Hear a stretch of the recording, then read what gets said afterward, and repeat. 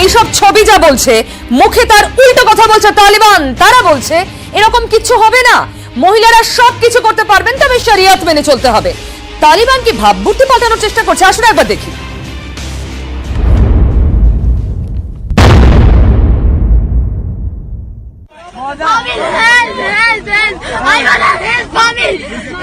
আফগানিস্তানে তালিবান রাজ, তারপর থেকে সোশ্যাল মিডিয়ায় ঘুরছে এমনই সব ভিডিও, কিন্তু তালিবানের মুখে অন্য কথা। আফগানিস্তান দখলের পর মঙ্গলবার প্রথম সাংবাদিক বৈঠক করেন তালিবান মুখপাত্র জবিউল্লাহ মুজাহিদিন। তার দাবি, তালিবান শাসনে মহিলারা পড়তে পারবেন, কাজ করার অধিকার পাবেন, তবে শরিয়ত আইন মানতে হবে, মহিলাদের অধিকার রক্ষা করা হবে, মহিলারা আগামী দিনে সরকারি কাজে গুরুত্বপূর্ণ ভূমিকা নেবেন। 20 বছর আগে পৃথিবীটা যেমন ছিল আজ আর তেমন নেই, অনেক কিছু বদল হয়েছে। তাহলে কি 20 বছর পর এবার অন্য তালিবান? সাংবাদিক বৈঠকে তালিবান মুখপাত্রের আরো দাবি, আফগানিস্তান অন্য কোনো দেশকে হুমকি দেবে না, আফগানিস্তানের মাটি ব্যবহার করে কেউ প্রতিবেশী দেশের ক্ষতি করতে পারবে না, ভয়ের কোনো কারণ নেই, আমরা দেশের ভেতর বা বাইরে কোনো শত্রু চাই না, আমরা সকলকে ক্ষমা করে দিয়েছি, আফগানিস্তানের সমস্ত আন্তর্জাতিক প্রতিনিধিকে রক্ষা করা হবে, কোনো বিদেশি শক্তির হস্তক্ষেপ চাই না। তালিবানের এই সব কথায় অবশ্য অনেকেই ভরসা পাচ্ছে না। তাদের মতে তালিবান নেতারা বলেন এক, কিন্তু কাজে হয় আর এক। ভাইরাল হওয়া এই সব ছবি তার প্রমাণ। কূটনৈতিক মহলের একাংশের মতে তালিবান এখন চাইছে মুখের কালি মুছতে, চেষ্টা করছে আফগানবাসীর ভরসা আদায় করতে এবং বিশ্বকে বার্তা দিতে যাতে ক্ষমতায় এসেই আন্তর্জাতিক চাপে না পড়তে হয়। নিউজ 18 বাংলা।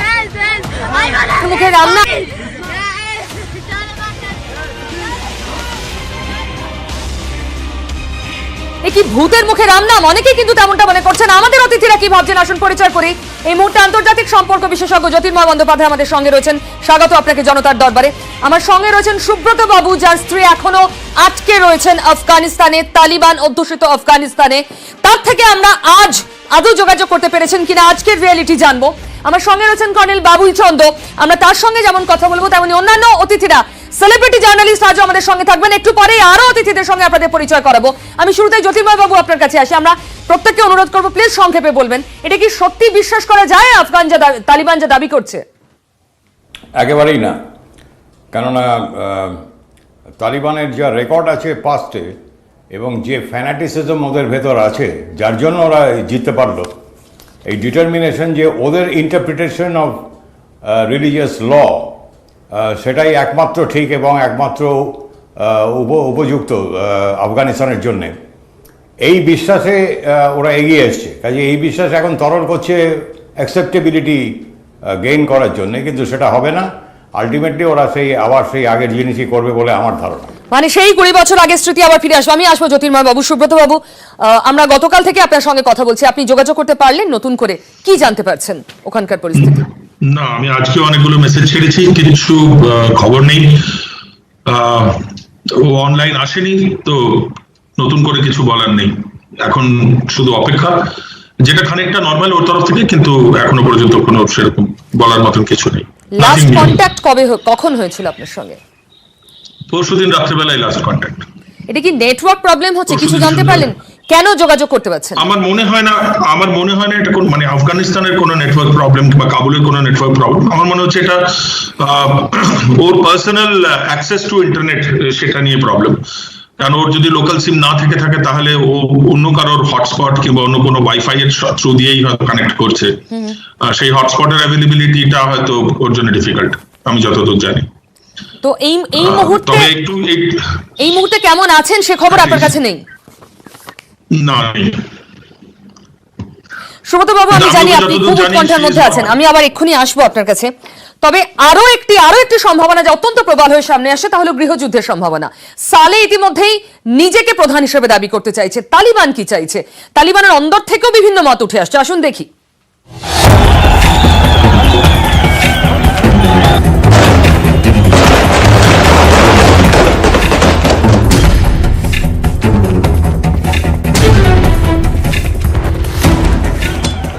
জালালাবাদ, আফগানিস্তানের জাতীয় পতাকা নিয়ে মিছিল, পাল্টা তালিবানে গুলি, আফগানিস্তানে যেন গৃহযুদ্ধ।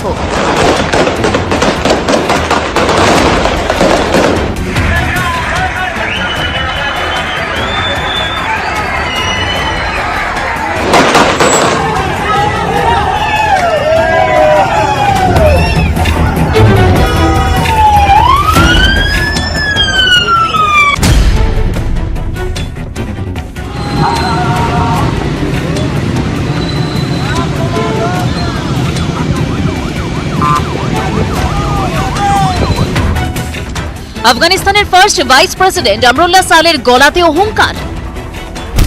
জীবনে যতই সংকট আসুক কখনোই তালিবানের কাছে মাথা নোয়াবো না, বেঈমান নই। 15ই আগস্ট যখন তালিবান কাবুল দখল করছে তখন সোশ্যাল মিডিয়া থেকে এই বার্তা দেন আমরুল্লাহ।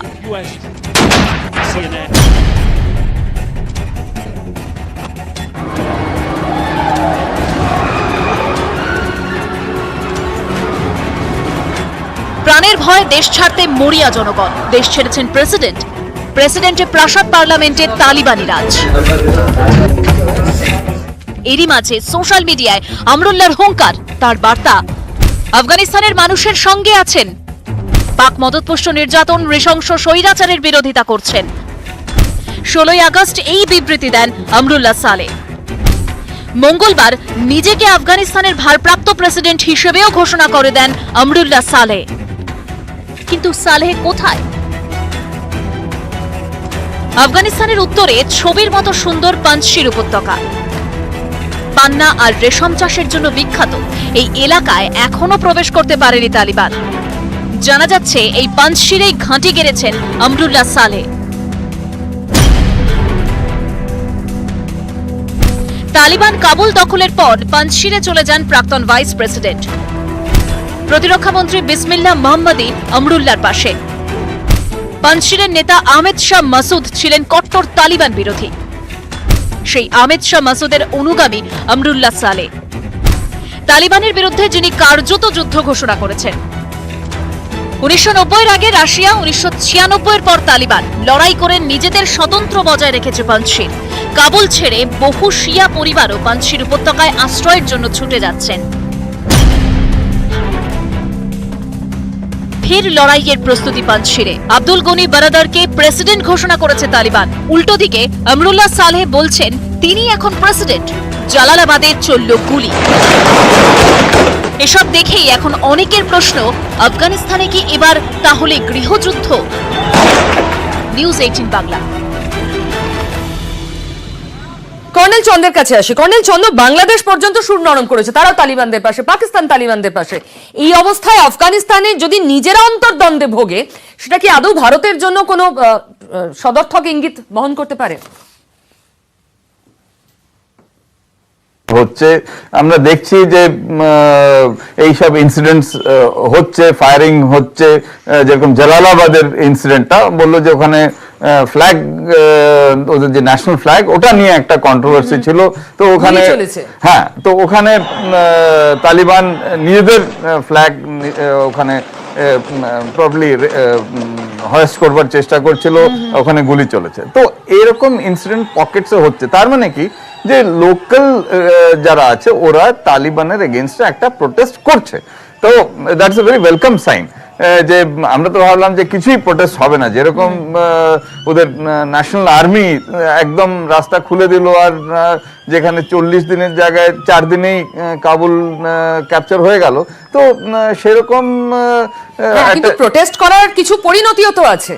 মানুষের মনে তো ভয় আছে, কারণ প্রত্যেক তালিবানি বন্দুক নিয়ে ঘুরছে, অন্তত সেই ছবি ধরা পড়ছে। এক্স্যাক্টলি। তো ওই সিচুয়েশনে যখন আমরা দেখছি যে একটা প্রোটেস্ট হচ্ছে, তার মানে কিছু ওখানে লোক আছে যারা চাচ্ছে যে তালিবানকে আমরা একটা প্রোটেস্ট জানাই, যে ওয়ার্ল্ড মিডিয়া এটা জানে যে এখনো মানে পুরোপুরি তালিবানের হাতে মানে পুরো দেশটা নেই।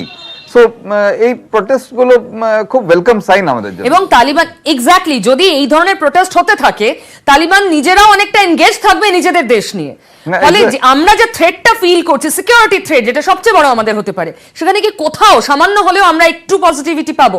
এক্স্যাক্টলি। এই যে সাইন্স গুলো, এগুলো খুব পজিটিভ। আর লম্বা কি হতে পারে তা এফেক্ট আমরা এখন এই মাইনর ইনসিডেন্টস দিয়ে আমরা একটা জাজমেন্ট করতে পারি না। একদম, আমাদের আরেকটু দেখতে হবে, আরো একটু দেখতে হবে। এবং ভারত সেই পলিসি নিয়েছে, ওয়েট অ্যান্ড ওয়াচ। তবে একথা ঠিক, গোটা বিশ্ব এই আফগানিস্তান তালিবানের দখল করা নিয়ে দ্বিধা বিভক্ত হয়ে গিয়েছে, আড়াআড়ি বিভাজন। আসুন দেখি।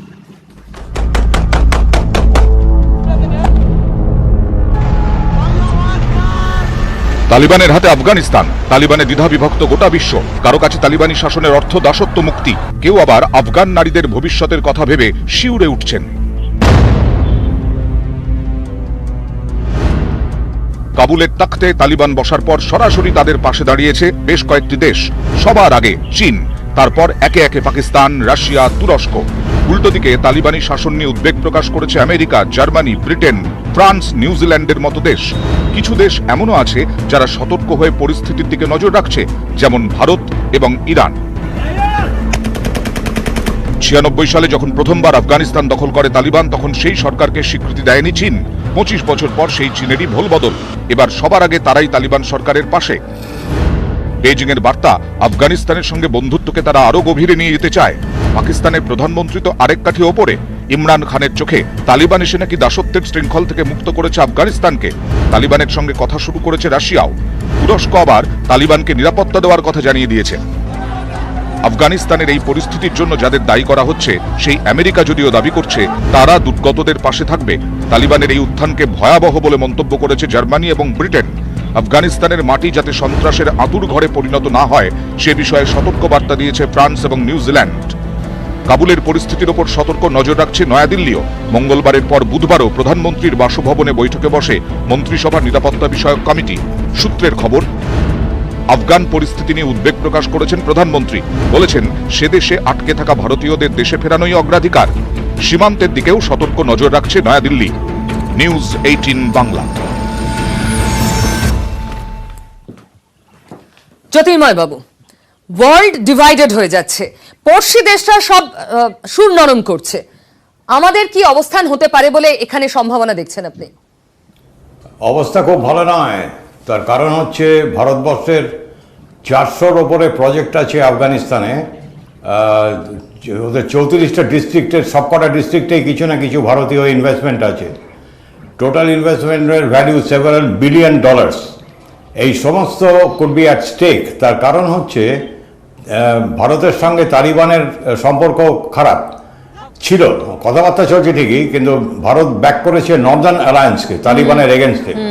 অতএব এই তালিবান এখন আইএসআই পেছনে আছে, পাকিস্তানের আইএসআই। কাজেই তাদের প্ররোচনায় ভারতের এই কিছু প্রজেক্ট হয়তো তারা সাবোটাজ করবে, 1 নম্বর। 2 নম্বর, টেরোরিজম বাড়বে, এবং এই কাশ্মীর সাইড থেকে যে টেরোরিস্টরা আসবে, আফগানিস্তান থেকে অনেকেই আসতে পারে, সেই আরেকটা প্রবলেম আছে। কাজেই ভারতের অবস্থা এই মুহূর্তে খুব সুবিধার নয়। আর পাকিস্তানের সঙ্গে রাইভালরি তো আছেই, আফগানিস্তান কাবুলকে কে কন্ট্রোল করবে। জ্যোতির্ময় বাবু, বিশেষজ্ঞ বলছেন ভারতের অবস্থা খুব ভালো নয়, টেরোরিজম বাড়বে। টেরর হাব আফগানিস্তান তালিবানিদের হাতে যাওয়ার পর তা আরো আরো অনেক বেশি বাড়বে। দেখুন,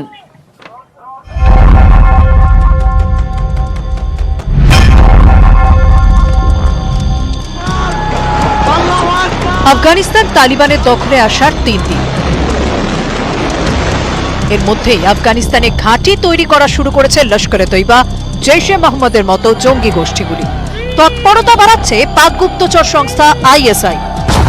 পাকিস্তান বরাবরই তালিবানের পাশে। আফগানিস্তানের মাটি কাজে লাগাতে চায় পাক গুপ্তচর সংস্থা আইএসআই।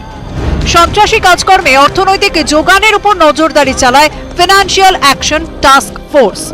এফএটিএফ এর কাছে ভাবমূর্তি ভালো করতে ইসলামাবাদের নতুন কৌশল। পাকিস্তান থেকে জঙ্গি ক্যাম্প আফগানিস্তানে সরাচ্ছে আইএসআই। আফগানিস্তানে হেলমন্দে তালিবানি ক্যাম্পে পাক জঙ্গিরা প্রশিক্ষণ নিচ্ছে। লক্ষ্য, আফগান মাটিকে কাজে লাগিয়ে ভারতের নাশকতা চালানো। এখানেই শেষ নয়, সূত্রের এও খবর, আইএসআই এর ডেথ স্কোয়াড কাবুলে কাজ করছে। লস্কর, জৈশের মতো জঙ্গি গোষ্ঠী আফগানিস্তানে ঢুকে পড়েছে। পাক সীমান্তবর্তী আফগানিস্তানে লুট চালাচ্ছে জঙ্গিরা। কাবুলের চেকপোস্টও তৈরি করে ফেলেছে। এর সঙ্গে রয়েছে আইএস আল কায়দার রমরমা। রবিবারই কাবুলের জেল ভেঙে কয়েক হাজার বন্দীকে মুক্ত করেছে তালিবান। এদের মধ্যে রয়েছে বহু কুখ্যাত আইএস আল কায়দা জঙ্গি। जब तालिबान ने टेक ओवर किया, एक कियोस आया, सारे प्रिजन जो है वो तोड़ दिए। उन प्रिजन में अल कायदा के लोग थे, उनमें पाकिस्तानी तालिबान के लोग थे, उनमें लश्कर तैयबा और उसमें आईएसएस और उसमें बहुत सारे टेररिस्ट थे जो ऐसे ही छोड़ दिए गए। हजारों की तादाद में वो टेररिस्ट निकल पड़े, किसी को नहीं पता वो कहाँ है। ये दुनिया के लिए एक खतरा है और इसको एड्रेस करना चाहिए। दूसरी बात, আফগানিস্তানে পরিস্থিতি নিয়ে উদ্বিগ্ন ভারতে। অমিত শাহ, রাজনাথ সিং, নির্মলা সীতারামনদের নিয়ে বৈঠক করেছে প্রধানমন্ত্রী। ছিলেন জাতীয় নিরাপত্তা উপদেষ্টা অজিত দোভালও। বিদেশ মন্ত্রক সূত্রে খবর, তালিবানের হাতে আফগানিস্তান মানে সন্ত্রাসবাদীদের হাতে দেশ চলে যাওয়া বলেই মনে করছে ভারত। এই পরিস্থিতিতে জঙ্গি তৎপরতা বাড়ার আশঙ্কা, তাই নয়াদিল্লি সতর্ক। নিউজ 18 বাংলা। আর এই মুহূর্তে আমরা এসেছি আমাদের নতুন অতিথিকে নিয়ে। এই মুহূর্তে আমার সঙ্গে রয়েছেন সেলিব্রিটি জার্নালিস্ট, বিবিসির বিশিষ্ট সাংবাদিক महमूद जान। আমরা তার সঙ্গে কথা বলবো। आपको स्वागत है जनता के दरबार इस शो में। महमूद साहब, हमें बताइए, ये जो आज दावा किया है, जो प्रेस कॉन्फ्रेंस करके उन्होंने बोला कि कुछ नहीं होने वाला है, ये वर्जन 2 है, हम चेंज करना चाहते हैं, वर्ल्ड को हम दिखाना चाहते हैं इस तालिबान दूसरा तालिबान है, ये हम पहले भी आपको पूछे थे कि ये हम किस हद तक इसको माने, विश्वास करें? टेररिज्म बढ़ता जाएगा, ऐसा कुछ लग रहा है आपको? जी जी, सबसे पहले तो आपको और आपके देखने वालों सबको आदाब मेरी तरफ से पाकिस्तान से। बात यह है कि ये चीजें जो भी नई हुकूमत कहीं पे आती हैं और इतनी मुश्किल के बाद आती हैं, तो उनकी तरफ से ऐसे वादे और दावे तो किए जाते हैं कि हम वो वाले नहीं रहे जो हम पहले हुआ करते थे। ये वही चीजें हैं जो कि आपके इलेक्शन में भी देखा जाता है। एक वो शख्स जो कि पहले लड़ता है, लोगों को हर किसी को मारता है और उसके साथ मारपीट करता है, लेकिन जब वो फिर आता है तो लोगों को बताता है कि मैं वो नहीं हूं, ये आप मुझे वोट दे दें, मैं बड़ा ठीक हो गया हूं, पहले जो मैं करता था अब मैं वो नहीं करता। तो तालिबान भी अब ये चाहते हैं कि पहले जो तालिबान हुआ करते थे, पहले जैसे थे, अब तालिबान दुनिया को ये बताना चाहते हैं कि हम वो वैसे नहीं हैं। हम औरत को भी साथ लेके चलेंगे, जो कि महिलाएं हैं उनको भी साथ लेके चलेंगे, हम जो स्पोर्ट्स है उसको भी खेलने देंगे, अस्पताल में भी खवातीन काम करेंगी, आप हर जगह काम करते रहें, आपको कुछ भी नहीं कहा जाएगा। तो बेसिक ह्यूमन राइट्स जो हैं, पर तस्वीरें जो बोल रहे हैं महमूद साहब, जो हम दिख रहे हैं, जलालाबाद में गोली चली आज, वो एक फ्लैग होस्टिंग को लेकर, फिर एक बिजनेसमैन को बंदूक दिखाया गया भरे बाजार में। तो तस्वीरें तो कुछ वो जो दावा कर रहे हैं उसके साथ नहीं जा रहा है। देखिए, मैं एक बात आपको बताऊं, ऐसे ये वाक्य सिर्फ नहीं हुआ, इसके बाद और भी बहुत सारे ऐसे वाकयात होंगे, और इस किस्म के वाकयात होना अहम नहीं है। अहम यह है कि इसके बाद तालिबान का रिएक्शन क्या होता है। तालिबान आया इस चीज के स्टैंड लेते हैं या इस पे आके उस बंदे को सजा देते हैं जिसने ये किया है। तो हम 2 दिन से एक नया डिस्कशन अफगानिस्तान में देख रहे हैं। एक अफगानिस्तान का 3 कलर का झंडा है, जिसको अब जिस तरह आपका तिरंगा है, इसी तरह अफगानिस्तान का 3 कलर का झंडा है। एक जो तालिबान आए हैं उनके साथ अपना सफेद कलर का झंडा है, व्हाइट। तो अब लोगों में ये बहस चल पड़ी है कि आया है अफगानिस्तान पे जो तिरंगा है, जो कि लोगों की ख्वाहिश है कि ये झंडा हमारा झंडा होना चाहिए, आया तालिबान इस झंडे को छोड़ता है या अपना जो झंडा लाए हैं वो करेगा। अब अगर तालिबान जो है वो लोगों की ख्वाहिश के मुताबिक इसको लेके चलते हैं तो ये मामला कूल डाउन हो जाएगा। अगर तालिबान इसको लेकर नहीं चलेंगे तो इसका मतलब है कि फिर लोग इसके खिलाफ जो है वो तालिबान अगर आपस में लड़ते रहेंगे तो और भी देश के अंदर और भी खराब होता जाएगा स्थितियां, और भी टेरराइज्ड होते रहेंगे लोग। हाँ, आप ठीक कह रहे हैं। इससे पहले 5 दिन, ये जो 5 दिन गुजरे हैं, इन 5 दिन में ऐसा बहुत कुछ हुआ है जिसमें लोगों ने अपने आप को तालिबान जाहिर किया और लोगों के घर में घुस गया, लूट मार किया, उनको जाके फिर तालिबान ने पकड़ा, फिर उनको मारा। कुछ लोगों ने गाड़ियां चोरी की, अपने आप को तालिबान जाहिर किया, तालिबान ने उनको पकड़ा, उनके मुंह पे कालक मंगला, उनको मुंह को काला कर दिया और उनको पूरे काबुल में घुमाया। इस तरह की चीजें हैं कि कुछ लोग अब ये ऐसे करते हैं कि जो भी वो काम करते हैं वो आके उनका नाम लेते हैं। अगर असल तालिबान वो काम कर रहे हैं तो फिर तो तालिबान उनको सजा नहीं देंगे, लेकिन अगर उनको सजा मिलती है फिर ये सिलसिला मेरे ख्याल में कम होता जाएगा। इस वक्त अफगानिस्तान में आपको पता है खसूसन हर जगह अफरा तफरी है, अनारकी है, कहीं पता नहीं चल रहा कि असल में हो क्या रहा है। ऐसे में जो भी लोग बीच का जो चोर है, डाकू है या जो भी है, हो सकता है तालिबान की रैंक्स में से कोई हो, वो इसका फायदा उठाता है इस सारे मौके का। असल इम्तिहान इस वक्त तालिबान का है कि वो इस वक्त जो इंटरनेशनल कम्युनिटी है, जिस तरीके से आज इन्होंने आप देखें हिंदुस्तान के जो सफारतकार वापस जा रहे थे उनको सिक्योर करके एयरपोर्ट लेके आए, वो बार बार ये कोशिश कर रहे हैं कि अपनी बॉडी लैंग्वेज से दुनिया को बताएं कि हम वो वाले नहीं हैं। अब चंद दिन और शायद इनको देना पड़ेगा, चंद दिन देंगे तो इसमें ये पता चलेगा कि आया या मीडिया की आजादी को उसी तरह छोड़ते हैं जिस तरह पहले आजाद था, या मीडिया को पाबंद करते हैं। महिलाओं की आजादी को छोड़ते हैं, नहीं छोड़ते, उनको घर में बिठाते हैं। जो भी होगा आइंदा 8-10 दिन में ये सब कुछ होगा। अभी तो बिल्कुल शुरुआत है, मेरे ख्याल में बहुत बहुत बिल्कुल नया दिन है। बहुत बहुत शुक्रिया महमूद साहब, हमसे बात करने के लिए। आप इतना बिजी स्केड्यूल के बाहर आए हमारे लिए, बहुत बहुत शुक्रिया। আমরা এক্ষুনি মহিলাদের কথা বলছিলেন সেলিব্রিটি জার্নালিস্ট মেহমুদ জান, যিনি বিবিসির সাংবাদিক। তিনি বলছেন আরো কিছুদিন সময় দিতে হবে, দেখতে হবে ওরা যা বলছে তা করছে কিনা। কিন্তু এখনই অনেকে বলছেন শরিয়াতি আইন মানতে বলা হচ্ছে। এমন অনেক নারী আন্দোলনের কর্মী আছেন, তারা বলছেন শরিয়াতি আইনই তো ধর্মান্ধরা বানিয়েছেন, তা যদি মানতে হয় তাহলে কিসের স্বাধীনতা মহিলাদের? দেখুন। ইসলাম শরিয়াত করোনা কি দিয়েছে। So would you believe in the democratic vote though? So would people be allowed to vote in women politicians?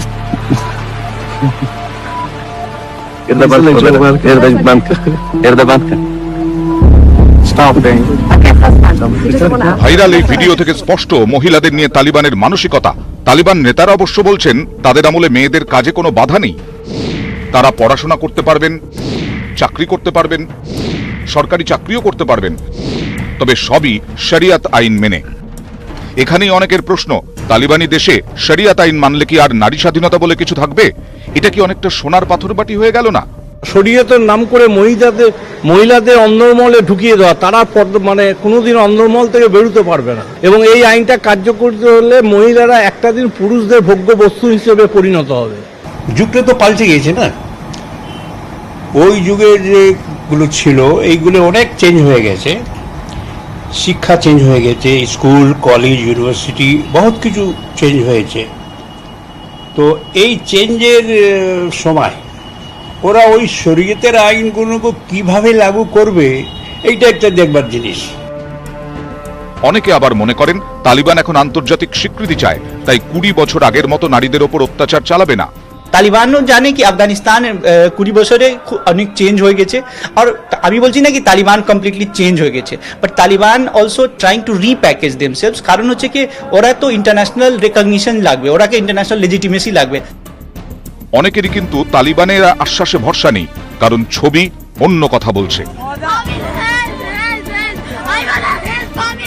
News 18 Bangla. সুব্রতবাবু, এই অবস্থায় যখন গোটা দুনিয়া চিন্তা করছে তালিবানদের হেফাজতে মহিলারা আদৌ সুরক্ষিত কিনা, আপনি আপনার স্ত্রী ওখানে আটকে রয়েছেন, আপনার কি উৎকণ্ঠা এটা এই সব শুনে দেখে বাড়ছে? আপাতত কিছুদিন সুরক্ষিত এইটুকুনি আমি জানি। যিনি বলছিলেন 7-8 দিন 10 দিন, অ্যাবসলিউটলি হয়তো 1 মাস, কিন্তু ওয়ান্স ওরা পুরো আফগানিস্তানের কবজা করে নেবে, যখন ইন্টারিম গভর্নমেন্ট থেকে একটা প্রপার গভর্নমেন্ট হয়ে যাবে, তখনই আসল রূপ দেখা যাবে। জাস্ট ইন কেস ও ফিরে আসছে তার মধ্যে না পারে, তখন আসল উৎকণ্ঠা। এখনো আমি কন্ট্রোলড একটা মেন্টালিটি নিয়ে রয়েছি, যেখানে আমি ভাবছি যে ও নিশ্চয়ই ম্যানেজ করছে, যেখানেই থাকুক না কেন এটা তার দেশ, সে নিশ্চয়ই কোনো না কোনো রকম ভাবে সার্ভাইভ করছে। কিন্তু এখনো পর্যন্ত কিছু নেই। এবং এটা ঠিক কথা, ওরা যদি নিজেদের চালচলন না বদলায়, I am talking about the Taliban, ওরা যদি নিজেদের চালচলন না বদলায় তাহলে ইন্টারন্যাশনাল ডিপ্লোম্যাটিক কমিউনিটিতে ওদের জায়গা হবে না। গভর্নমেন্ট রেকগনিশন না পেলে পরে ওরা ইন্টারন্যাশনালি বিজনেস করতে পারবে না, অনেক কিছুই করতে পারবে না। Recognition is a must. তার মানে এই কনসিকোয়েন্সেস গুলোর উপর আপনি ভরসা রাখছেন যে ওরা বাধ্য হবে সুরক্ষা দিতে? আজ নয় কাল বাধ্য হবে, কিন্তু তার আগে ওরা নিজেদের রং দেখাবে। ওরা একবার তো চেষ্টা করবেই, বিকজ এটা ঠিক তালিবানকে ভরসা করা তো যায় না। ওরা এর আগে যা যা বলেছে তার উল্টোটাই করেছে। কোথাও কি সত্যি সামান্য হলেও নতুন করে ভাবার মতো সময় এসেছে? আর একটু সময় দিয়ে দেখা যাক। জ্যোতির্ময় বাবু, হ্যাঁ বলুন, আপনার প্রশ্নটা কি?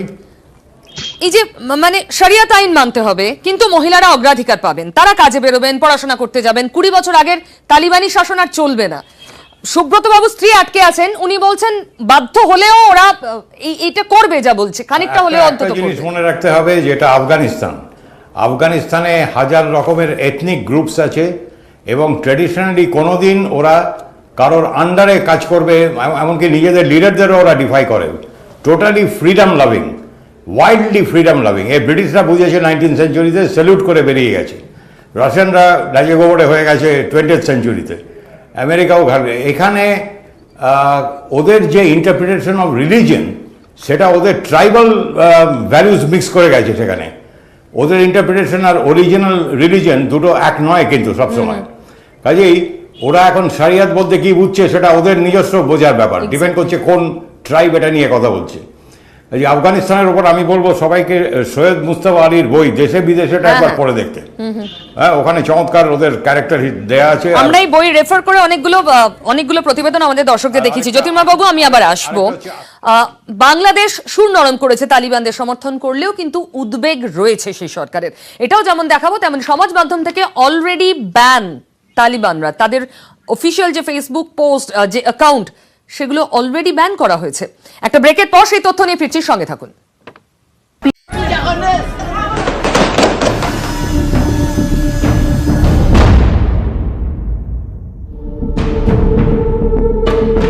আফগানিস্তান দখল করে নিয়েছে তালিবান, কিন্তু তাদের জায়গা দিচ্ছে না সোশ্যাল মিডিয়া। তালিবানে কাঁচি ফেসবুক, হোয়াটসঅ্যাপ, ইনস্টাগ্রামের। ফেসবুক কর্তৃপক্ষ জানিয়েছে তালিবানকে সমর্থন বা প্রশংসা জানিয়ে কোনো পোস্ট করলে তা ডিলিট করে দেওয়া হবে। কোনো অ্যাকাউন্ট থেকে এমন পোস্ট করা হলে তা নিষিদ্ধ করে দেওয়া হবে। এর জন্য আফগানিস্তানের ভাষায় পারদর্শী এমন কয়েকজনকে নিয়ে বিশেষজ্ঞ দলও তৈরি করেছে ফেসবুক। তাদের বক্তব্য, আমেরিকার চোখে তালিবান জঙ্গি সংগঠন, তাই ফেসবুকে তালিবান নিষিদ্ধ। ফেসবুকেরই আরেকটি পরিষেবা হোয়াটসঅ্যাপ। বিভিন্ন সংবাদ মাধ্যম থেকে পাওয়া তথ্য বলছে এন্ড টু এন্ড এনক্রিপশন থাকায় নানা হোয়াটসঅ্যাপ গ্রুপ ব্যবহার করে তালিবান। ফেসবুক কর্তৃপক্ষ জানিয়েছে তালিবানের প্রচারে কোনো হোয়াটসঅ্যাপ অ্যাকাউন্টের খোঁজ পেলেই ডিলিট করে দেওয়া হবে। ইনস্টাগ্রামেরও একই নীতি। নিজেদের বার্তা পৌঁছে দিতে টুইটার ব্যবহার করছেন তালিবানের মুখপাত্র। টুইটার জানিয়েছে তারা কড়া নজর রাখছে। সন্ত্রাসবাদ বা সাধারণ মানুষের বিরুদ্ধে হিংসার ঘটনাকে টুইটার সমর্থন করে না। নীতি বা আইন বিরুদ্ধ পোস্ট হলেই মুছে ফেলা হচ্ছে। সোশ্যাল মিডিয়ায় ঘুরছে তালিবানি অত্যাচারের হরেক ভিডিও। 20 বছর আগের কথা ভেবে বাড়ছে আতঙ্ক। এই পরিস্থিতিতে তালিবানকেই ব্যান করল বিভিন্ন সোশ্যাল মিডিয়া। নিউজ 18 বাংলা। তালিবানের এত দাবি করছে তারা একদম সম্পূর্ণ রিফর্মড একটা ভার্সনে ফিরছে, কারোর কোনো টেনশন নেই, তাহলে কেন সোশ্যাল মিডিয়া তাদের ব্যান করা হচ্ছে, তাদের অফিসিয়াল অ্যাকাউন্টগুলো বন্ধ করা হচ্ছে? নিশ্চয়ই তার কোনো কারণ রয়েছে। উদ্বেগে রয়েছে আমাদের প্রতিবেশী দেশ বাংলাদেশও।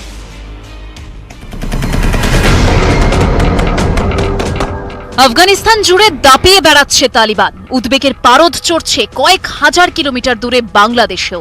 সূত্রের দাবি, বাংলাদেশের বেশ কয়েকজন যুবক ইতিমধ্যেই পাকিস্তানের দক্ষিণ ওয়াজিরিস্তান হয়ে আফগানিস্তান গিয়ে তালিবানের শিবিরে নাম লিখিয়েছে। এই যুবকদের বাড়ি কুমিল্লা, সিলেট এবং নোয়াখালীতে।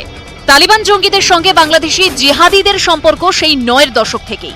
ঢাকার পুলিশ কমিশনার শফিকুল ইসলামের দাবি, তালিবানের পুনরুত্থানে উৎসাহিত জেএমবি এবং হুজির মতো জঙ্গি গোষ্ঠী।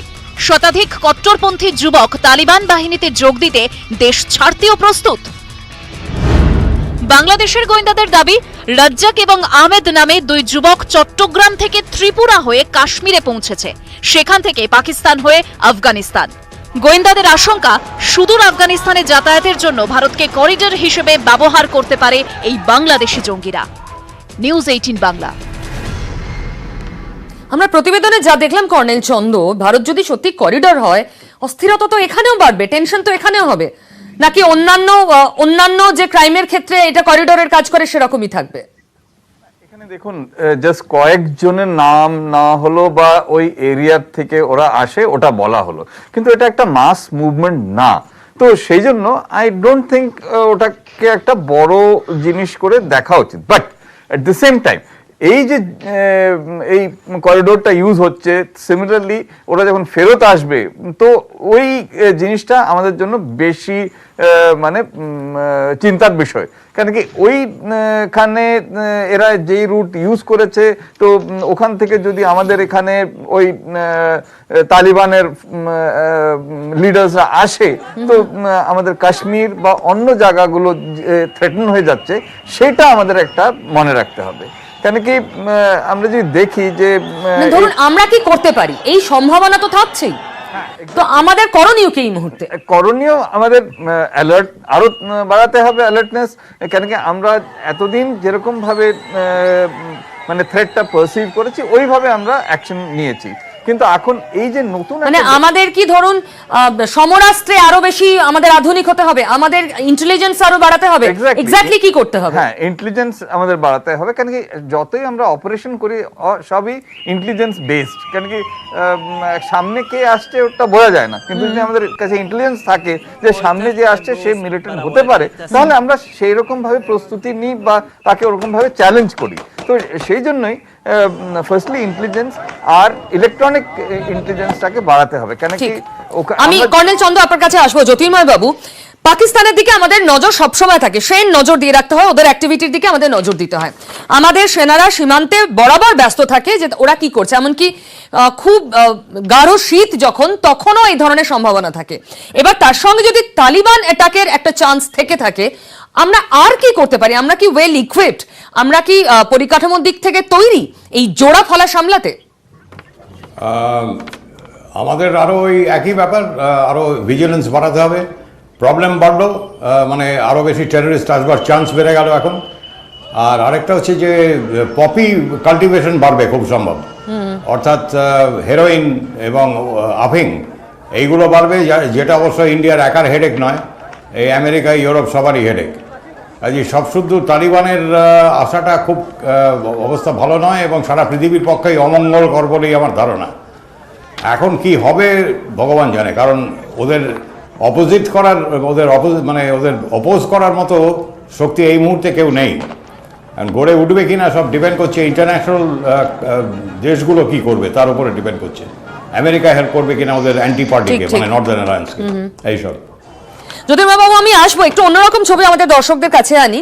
হাতাখুন্তি এতদিন হাতে, অ্যাসল্ট রাইফেল এতদিন হাতে থাকতো, এবার উল্টো রাইফেল সরে গিয়ে হাতাখুন্তি জায়গা নিয়েছেন। আমি কোনো মহিলার কথা একদম বলছি না, বলছি আফগানিস্তানের স্পেশাল ফোর্সের এক সদস্যের কথা। এখন তিনি প্রাক্তন, কোন রকমে পালিয়ে এসেছেন প্রাণে বাঁচতে। দিল্লিতে কিভাবে তার দিন কাটছে দেখাবো।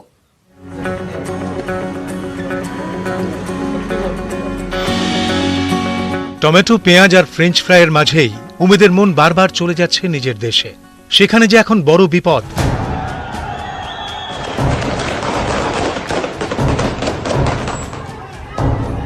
রান্নার ফাঁকে ফাঁকে উমেদের চোখ যাচ্ছে মোবাইল ফোনে, ঘেঁটে দেখছেন পুরনো ছবি। তখন উমেদ আফগান স্পেশাল ফোর্সের সদস্য।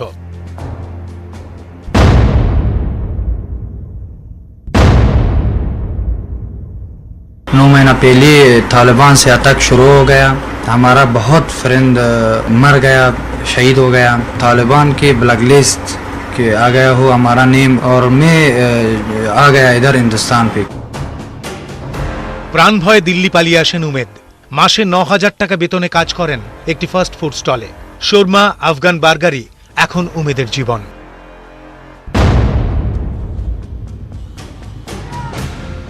আফগানিস্তানের মর্মান্তিক সব ভিডিও দেখে শিউরে উঠছেন উমেদ। हमारा बड़ा बड़ा वो सियासीन है, प्रेसिडेंट अशरफ गनी, वो सब अफगानिस्तान आर्मी सब बेच दिया और खुद चल गया अमेरिका। আর কি কোনোদিন দেশে ফেরা হবে? দেশে ছেড়ে আসা আত্মীয় বন্ধুদের কোনোদিন কি দেখতে পাবেন? উত্তর নেই উমেদের কাছে, উত্তর নেই তার দেশের নেতাদের কাছেও।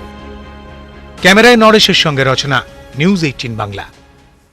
উমেদ তো তাও কোন রকমে প্রাণ বাঁচিয়ে এখানে আসতে পেরেছেন, নিজের মতো করে একটা নতুন জীবন শুরু করবেন। এখনো যারা আটকে রয়েছেন তাদের পরিজনেরা, যারা আমাদের এই দেশের বাসিন্দা, এই রাজ্যের বাসিন্দা, কয়েকজনের সঙ্গে আমরা কথা বলেছিলাম। দেখুন কি চরম উৎকণ্ঠায় রয়েছেন তারা।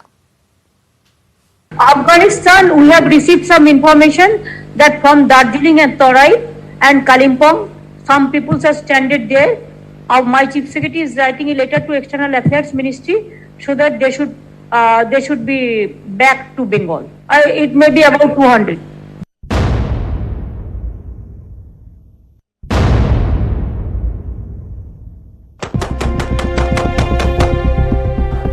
তালিবানের কবজায় কাবুল, আতঙ্কে আফগানিস্তান, ভয়ে সে দেশ ছাড়ার হিড়িক।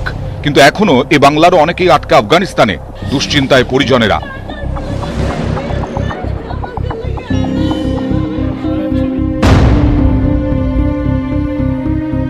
রোজ টিভিতে দেখছেন আফগানিস্তানের ভয়াবহ পরিস্থিতি, সেখানেই কাজের সূত্রে আটকে ছেলে সুজয় দেবনাথ। বারবার কান্নায় ভেঙে পড়ছেন মা।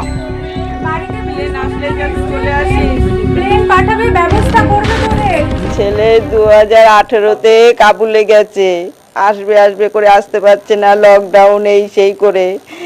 ও যাতে বাড়িতে ফিরে আসে, আপনারা সেই ব্যবস্থা করুন, এখান থেকে প্লেন পাঠান। আমি এই আবেদন রাখছি মুখ্যমন্ত্রীর কাছ থেকে। আমরা বর্তমানে কাবুল এয়ারপোর্টে সবাই বসে আছি, এখন জানি না কখন ফ্লাইট পাবো। বহু মানুষ অসহায়ভাবে বসে আছে। আমি সকাল 4টের থেকে এখান থেকে বসে আছি, না জল না খাবার, কোনো কিছু না। আমি সরকারের কাছে একান্ত আবেদন করছি যাতে এই অসুবিধা থেকে আমাদের মুক্তি করা হোক।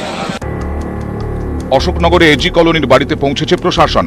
সুজয়কে ফেরাতে প্রয়োজনীয় নথি নিয়েছে পুলিশ। চিন্তায় ডুয়ার্সেরও একটি পরিবার, কারণ এই পরিবারের একমাত্র মেয়ে বাসু খানের বিয়ে হয়েছে আফগানিস্তানের ছেলের সঙ্গে। 2 সন্তানকে নিয়ে বাসু এখনো আফগানিস্তানে। দুশ্চিন্তার ছায়া ওদলাবাড়ির বাড়িতে। इसी से अभी नहीं कर पाए, हम लोग डेली इसी आशा में है कि आज शायद फोन आए या कल आ जाए या वहाँ का गवर्नमेंट कुछ करे। কাজে গিয়ে কাবুলে আটকে আছেন দার্জিলিং কার্শিয়াং এর বেশ কয়েকটি পরিবারের সদস্য। কেউ কাবুলে নিরাপত্তারক্ষীর কাজ করতেন, কেউ বা বেসরকারি সংস্থায়। এখন কাবুলের ভয়ঙ্কর সব ছবিতে ঘুম উড়েছে তাদের পরিবারের সদস্যদের। मेरे पापा के दोस्त भी है, पापा और वर्कर्स भी है। वो लोग अफगानिस्तान वो एयरपोर्ट पर एक कमरा लेके उधर बैठा हुआ है, खाने पीने के लिए कुछ भी नहीं है बोल रहा था। कल ही बात हुआ था। কবে ঘরের লোকেরা ভালোভাবে ঘরে ফেরে, এখন সেই অপেক্ষা। মনে ঘোর দুশ্চিন্তা। নিউজ 18 বাংলা। আজকাল স্বাস্থ্য সচেতন মানুষ অনেকেই যারা ড্রাই ফ্রুটস রাখেন হাতের কাছে, এক মুঠো করে দিয়ে কোনো একটা সময় খান, আপনারা অনেকেই অবহিত। এই ড্রাই ফ্রুটসের বেশিরভাগ অংশ আসে আফগানিস্তান থেকে। কিন্তু এবার কি হবে? ব্যবসায়ীরা রীতিমতো চিন্তায়। দেখাবো ব্রেকের পর, সঙ্গে থাকুন। এবার যে তথ্য দেব, চমকে যাবেন আপনি। এই তালিবানরা ফোর্বস পত্রিকার হিসেব অনুযায়ী যারা বিশ্বের ধনীদের তালিকা প্রকাশ করে, জানেন কত নম্বরে? 5। কতটা ধনী একবার ভেবে দেখুন।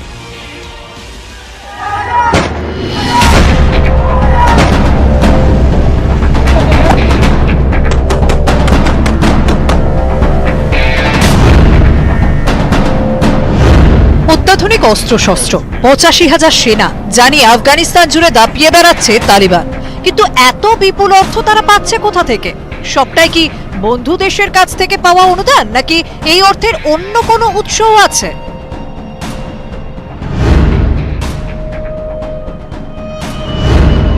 দু 2016 সালে ফোর্বস পত্রিকার এক রিপোর্ট অনুযায়ী বিশ্বের সবথেকে ধনী জঙ্গি গোষ্ঠীর তালিকায় 5 নম্বরে তালিবান। সেই সময় তাদের বার্ষিক টার্নওভার ছিল প্রায় 3,000 কোটি টাকা। কোথা থেকে আসছে এই বিপুল টাকা? সূত্রে খবর, তালিবানের আয়ের মূল উৎস মাদক পাচার। তাদের আমলেই আফগানিস্তান জুড়ে হেরোইন এবং আফিমের রমরমা। কাবুলের কুর্সি থেকে তালিবান চলে যাওয়ার পরও তাদের এই মাদক কারবারে ভাটা পড়েনি। মাদকের কারবার থেকে মূলত 2টি উপায়ে টাকা রোজগার করে তালিবান। 1, সরাসরি মাদক পাচার করে। 2, মাদক পাচারকারীদের নিরাপত্তা দিয়ে। তাৎপর্যপূর্ণ বিষয় হলো, তালিবান রাজ্যে মেয়েদের উপর অত্যাচার হলেও মাদক পাচারের জন্য মহিলাদেরই ব্যবহার করে তারা। মাদক পাচারের দায়িত্ব দিয়ে মহিলাদের ভিন দেশেও পাঠানো হয়। এছাড়াও সন্ত্রাসের জাল ছড়িয়ে একাধিক খনি থেকে খনিজ তুলে বিক্রি করে দেয় তালিবান। মুক্তিপণ এবং তোলা বাবদও তালিবানের আয় কিছু কম নয়। এর সঙ্গে বন্ধু দেশগুলি থেকে পাওয়া অনুদান তো আছেই। বিশেষজ্ঞদের একাংশের মতে কারো অনুদানের উপর নির্ভর হয়ে না থেকে আত্মনির্ভর জঙ্গি গোষ্ঠী হয়ে ওঠাই ছিল তালিবানের মূল লক্ষ্য। সেই কারণে দীর্ঘদিন ধরে বিপুল অর্থ ভাণ্ডার তৈরিতে নজর দিয়েছে তারা। আর এখন তো হাতে বিপুল অস্ত্র, যার অনেকটাই আফগান সেনার ফেলে যাওয়া। নিউজ 18 বাংলা। আর এবার সেই ড্রাই ফ্রুটস এর কথা বলছিলাম না, এবার সত্যি আকাল হওয়ার একটা আশঙ্কা তৈরি হয়েছে।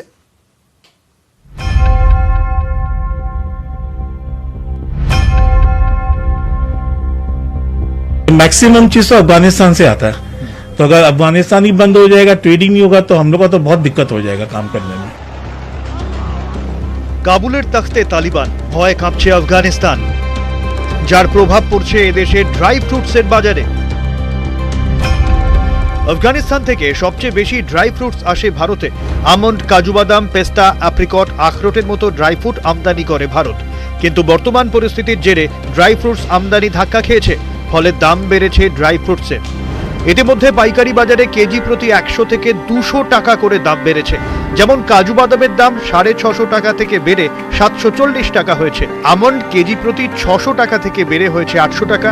আখরোট 1800 টাকা কেজি থেকে বেড়ে হয়েছে 2000 টাকা। 1000 টাকা থেকে বেড়ে 1200 টাকা অ্যাপ্রিকট। এমনিতেই লকডাউনে ধাক্কা খেয়েছে ব্যবসা, এখন আবার আফগানিস্তান সংকট। আপাতত পুরনো স্টক দিয়ে সামাল দেওয়া গেলেও সামনে কি হবে তা নিয়ে উদ্বেগে বড় বাজারের ব্যবসায়ীরা। আগে যেখানে 1-1.5 মাসের মধ্যে নতুন মাল স্টক আসতো, সেই জায়গায় কবে পরবর্তীকালে সেই দেশের অবস্থা সঠিক হবে এবং সেখান থেকে মাল ফের ভারতবর্ষে আসবে, সেটাতেই যথেষ্ট সন্দিহান এখানকার ব্যবসায়ীরা। আগে 15-20 দিন আগে এসেছিল, এখন তো আসছে না, আর মনে হচ্ছে আগেও অনেক কষ্ট হবে, আসবে না। अभी तो स्टॉक है, चलिए ठीक है, 1 महीना चल जाएगा, उसके बाद बहुत बड़ा दिक्कत आ जाएगा। শুধুমাত্র কলকাতায় নয়, প্রভাব পড়েছে জেলার বাজারগুলিতেও। ড্রাই ফ্রুটসের দাম বৃদ্ধির জেরে বিক্রি কমেছে বলে দাবি ব্যবসায়ীদের। বিক্রি অনেক কমে গেছে, যেমন যেটা আগে বিক্রি করতাম হয়তো আপনার 50 প্যাকেট, এখন হয়তো সেটা 20 প্যাকেট 25 প্যাকেট এইভাবে বিক্রি হচ্ছে। সামনে আবার উৎসবের মরশুম, তখন চাহিদা থাকে ড্রাই ফ্রুটসের। তাই কবে ঠিক হবে পরিস্থিতি, সেদিকে তাকিয়ে ব্যবসায়ীরা। ক্যামেরায় সুব্রতর সঙ্গে সুকান্ত মুখোপাধ্যায় ও দীপক শর্মা, নিউজ 18 বাংলা। খুব সংক্ষেপে আমি জ্যোতির্ময় বাবু, এত বিপুল পরিমাণ টাকার অধিকারী তালিবানিরা যারা এই মুহূর্তে ক্ষমতায় রয়েছে এবং এতগুলো দেশের সমর্থন পাচ্ছে, আমরা কোনো নতুন ওয়ার্ল্ড ইকুয়েশন কি দেখতে পাবো আগামী দিনে? নতুন কি ওয়ার্ল্ড ইকুয়েশন, বিশ্বের বিভিন্ন দেশের মধ্যে সমীকরণ বদলে যাবে সম্পর্কের? বুঝলাম না, আরেকবার একটু রিফ্রেশ করুন। বিশ্বের বিভিন্ন দেশের মধ্যে যে সম্পর্ক, ধরুন কূটনৈতিক সম্পর্ক, সদ্ভাবে সম্পর্ক, সেগুলো কি বদলাবে? তালিবান কি প্রভাব ফেলতে পারবে? হ্যাঁ, কিছু কিছু তো হবেই, কারণ প্রো তালিবান কারা, অ্যান্টি তালিবান কারা, সেই বেসিসে আমাদের সম্পর্কের ওপর একটা ইম্প্যাক্ট পড়বে। সেগুলো আছে ইন্টারন্যাশনাল, কিন্তু মেইন প্রবলেম হচ্ছে যে টেরোরিজমের রিস্ক, পপি কাল্টিভেশন বাড়ছে, আর এই রাইটস, হিউম্যান রাইটস, এইখানে এই তিনটে মেইন প্রবলেম, যে তিনটে সারা পৃথিবীকেই চিন্তায় ফেলেছে। এটাই হচ্ছে মেইন প্রবলেম। তারপরে সম্পর্কগুলো তো ন্যাচারালি সমীকরণ ইত্যাদি সব কিছু কিছু পাল্টাবেই, কারা সাপোর্ট করছে, কারা এগেনস্টে আছে, সেই নিয়ে।